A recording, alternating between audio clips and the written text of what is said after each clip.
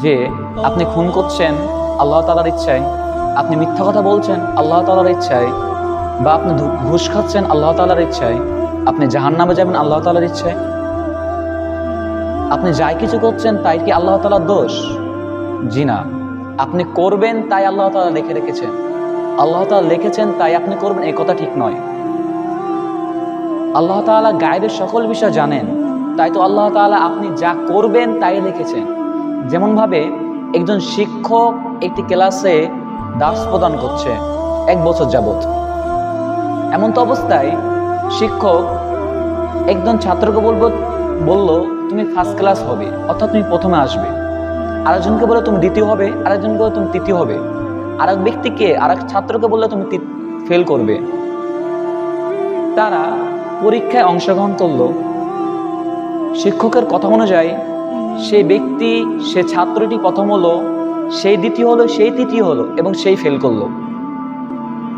এখন যে ছাত্রটি ফেল করেছে সেই ছাত্র কি শিক্ষককে দোষারোপ করবে যে শিক্ষক বলেছে তাই সে ফেল করেছে?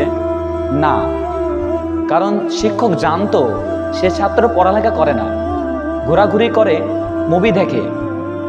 আর শিক্ষক এটাও জানতো যে প্রথম হবে সে পরিশ্রম করে, তার মেধা রয়েছে, সে প্রথম হতে পারবে। তাই সে শিক্ষক সে ছাত্রকে বলে যে তুমি প্রথম হবে এবং তুমি ফেল করবে। তাই এখানে কোনোভাবে সম্ভব হচ্ছে না যে আপনি সে শিক্ষককে দোষারোপ করবেন। তেমনভাবে আল্লাহ তাআলা আপনার তাকদীরকে লিখে রেখেছেন, আপনি যা করবেন তাই আল্লাহ তাআলা লিখেছেন তাই আপনি করবেন, তার কথা ঠিক নয়।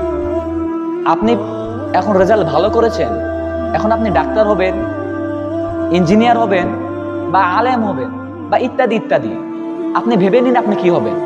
আপনি ভেবেছেন আপনি ডাক্তার হবেন, তো এখানে আল্লাহ তাআলা লিখেছেন তাই আপনি ডাক্তার হবেন এ কথা নয়। আপনি ডাক্তার হবেন তাই আল্লাহ তাআলা লিখেছেন। তাই আমরা যা কিছুই করি না কেন আল্লাহ তাআলা গায়েবের বিষয় জানেন। আল্লাহ তাআলা গায়েবের বিষয় জেনেই আপনি কি করবেন না করবেন এই বিষয়টি রেখেছেন। তাই তাকদীরের বিষয়টি আমরা এমনভাবে বলবো না যে আল্লাহ তাআলা লিখেছেন তাই আমি করছি, তাই আমি যা করছি আল্লাহ তাআলা দোষারোপ।